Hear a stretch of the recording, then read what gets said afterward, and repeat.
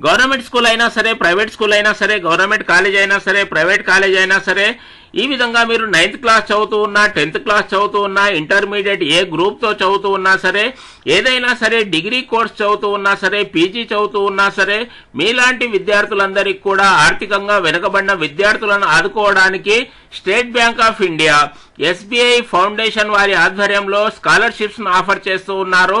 దానికి సంబంధించిన డీటెయిల్స్ మనం ఈ వీడియోలో చూడబోతున్నాం. వీడియోను తప్పకుండా చివరి వరకు చూడండి. ముఖ్యంగా స్టేట్ బ్యాంక్ ఆఫ్ ఇండియా భారతదేశంలో one of the leading bank గా పేరుంది. SBI platinum Jubilee ASHA scholarships offer చేస్తూ ఉన్నారు. ప్రస్తుత సంవత్సరానికి సంబంధించి నోటిఫికేషన్ అనేది రిలీజ్ కావడం జరిగింది. అప్లై చేసుకునే వివరాలు, అదే విధంగా అర్హతల వివరాలు మనం ఆన్లైన్ లో లైవ్ లో చూడబోతూ ఉన్నాము. ముందుగా చిన్న రిక్వెస్ట్, కింద ఇవ్వబడిన సబ్స్క్రైబ్ బటన్ నొక్కండి.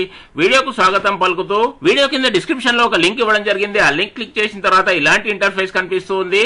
ఆన్లైన్ లో లైవ్ లో SBI ఫౌండేషన్ వారి అఫీషియల్ వెబ్సైట్ లోనే మీకు చూపిస్తూ ఉన్నాను.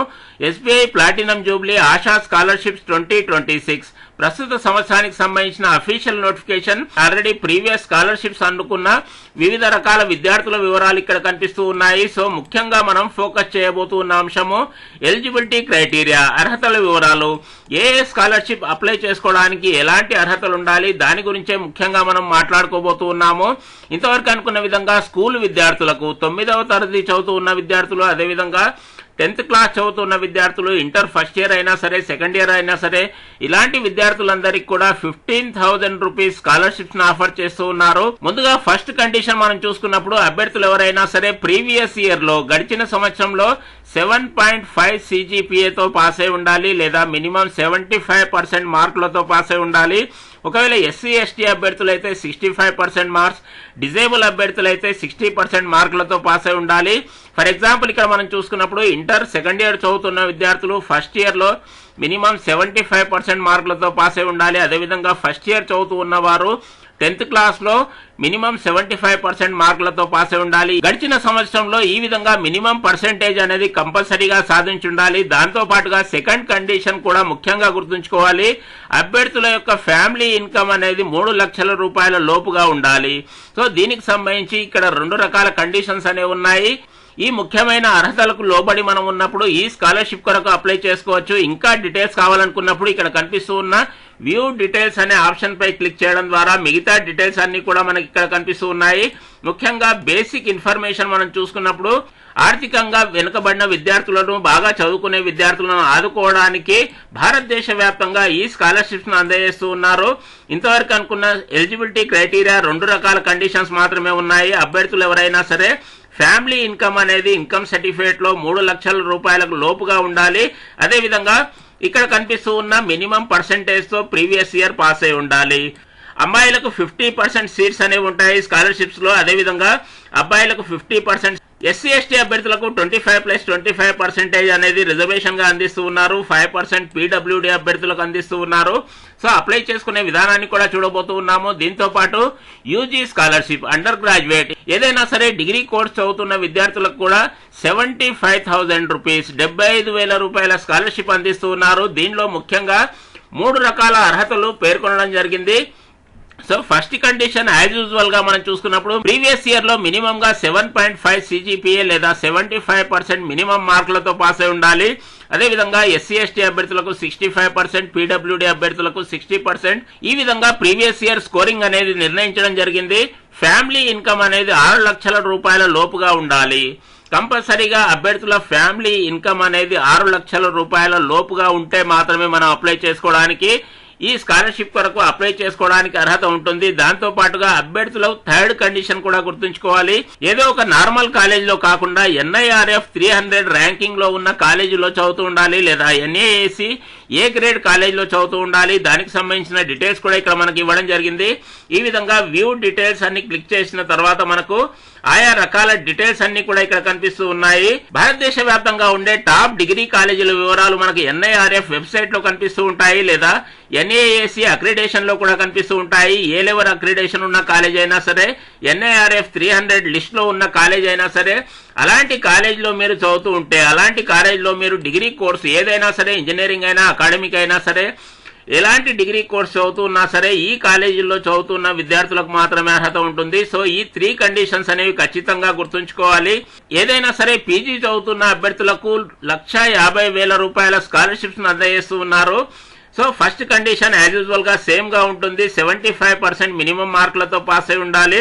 దాంతో పాటుగా ఫ్యామిలీ ఇన్కమ్ అనేది 6 lakhs లోపుగా ఉండాలి. 6 లక్షల రూపాయల లోపుగా ఫ్యామిలీ ఇన్కమ్ సర్టిఫికేట్ అనేది ఉండాలి. దాంతో పాటుగా ప్రస్తుతం చదువుతూ ఉన్న కాలేజీ 300 లిస్ట్ లో ఉండాలి. NIRF ర్యాంకింగ్ లో 300 లిస్ట్ లో ఉన్న కాలేజీలో చదువుతూ ఉన్నట్లయితే మాత్రమే వారికి అర్హత ఉంటుంది. అదేవిధంగా NAAC ఏ గ్రేడ్ కాలేజీలో చదువుతున్న అభ్యర్థులకు కూడా అర్హత ఉంటుంది. దానికి సంబంధించిన డీటెయిల్స్ కూడా ఇక్కడ ఇవ్వడం జరిగింది. దీంతో పాటుగా MBBS చదువుతున్న అభ్యర్థులు, నీట్ అభ్యర్థులకు కూడా 2 లక్షల రూపాయల స్కాలర్షిప్ ను ఆఫర్ చేస్తూ ఉన్నారు. అదేవిధంగా IIT స్టూడెంట్స్ కూడా 2 లక్షల రూపాయలు, దాంతో పాటుగా IIM స్టూడెంట్స్ కు 5 లక్షల రూపాయలు, అదేవిధంగా విదేశాల్లో చదువుతున్న అభ్యర్థులకు కూడా 15 లక్షల రూపాయల స్కాలర్షిప్స్ ను అందజేస్తున్నారు. సో ఈ వివరాలు మనం చూసుకున్న తర్వాత అప్లికేషన్ ప్రాసెస్ ఎలా ఉంటుంది దాని గురించి కూడా చూడబోతూ ఉన్నాము. అప్లై చేసుకోవడానికి ముందుగా మీ వద్ద రెడీగా ఉంచుకోవాల్సిన డాక్యుమెంట్స్ లిస్ట్ ఇక్కడ కనిపిస్తూ ఉంది. సో అకాడమిక్ రికార్డ్స్ అనేవి ముందుగా మీ వద్ద రెడీగా ఉంచుకోవాలి. ఇంతవరకు అనుకున్న విధంగా ప్రీవియస్ ఇయర్స్ కు సంబంధించిన మార్క్ షీట్స్ అయినా సరే, సర్టిఫికేట్స్ అయినా సరే, మెమోస్ అయినా సరే, ఇవన్నీ కూడా రెడీగా ఉండాలి. దాంతో పాటుగా ఏదైనా సరే ఒక ఐడెంటిటీ ప్రూఫ్ అనేది రెడీగా ఉండాలి.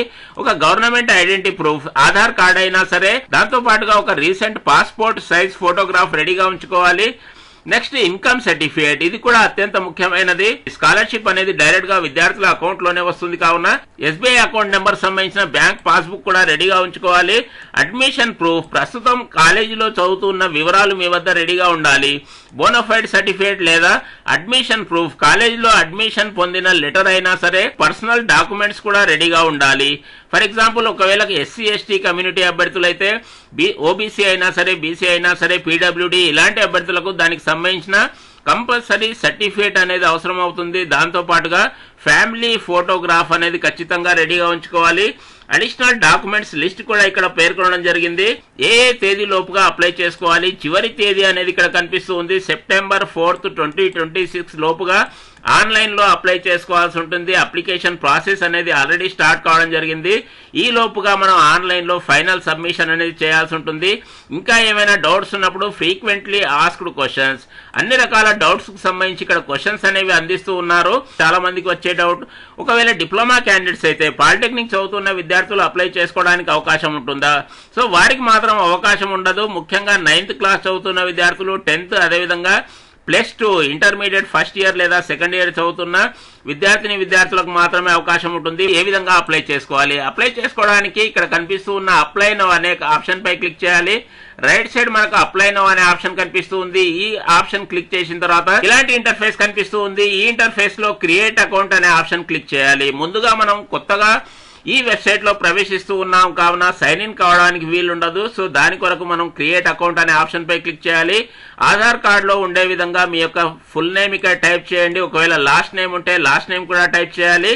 లాస్ట్ నేమ్ లేని అభ్యర్థులు I don't have lost name ఈ ఆప్షన్ పై టిక్ చేయాల్సి ఉంటుంది. దాని తర్వాత ఈమెయిల్ ఐడి ఖచ్చితంగా ఇవ్వాలి, కరెక్ట్ గా ఇవ్వాలి. ఈమెయిల్ ఐడి అనేది వెరిఫై అవుతుంది కావున ఈమెయిల్ ఐడి ఖచ్చితంగా ఇవ్వండి. ఒక పాస్వర్డ్ క్రియేట్ చేసుకోండి. కొత్తగా ఒక పాస్వర్డ్ క్రియేట్ చేసుకోండి.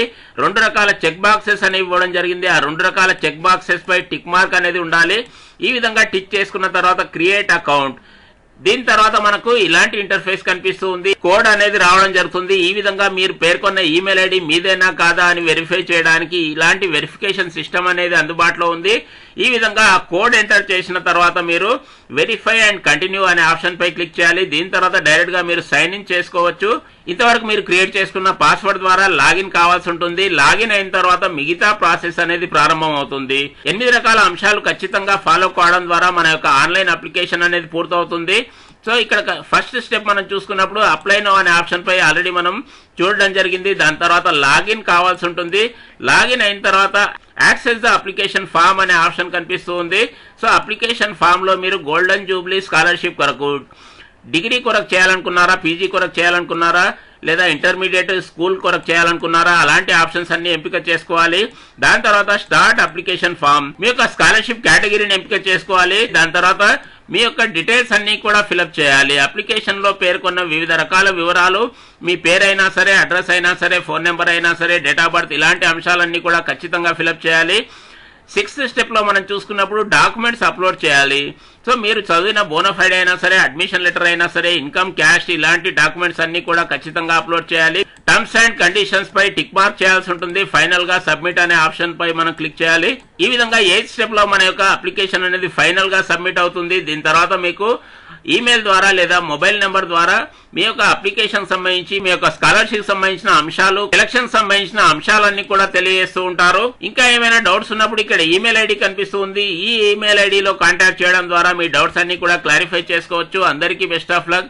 వీడియో బాగుందనుకుంటే ఒక లైక్ వేసుకోండి. ఇలాంటి మంచి ఇన్ఫర్మేషన్ వాట్సాప్ లో అన్ని గ్రూపుల్లో షేర్ చేయండి. జ్ఞానాన్ని పంచండి. ఏ కోర్సుకు సంబంధించి ఏ డౌట్ ఉన్నా సరే కామెంట్ బాక్స్ లో అడగడం మర్చిపోవద్దు. నెక్స్ట్ వీడియోలో చేయడానికి ప్రయత్నం చేస్తాను. Thank you.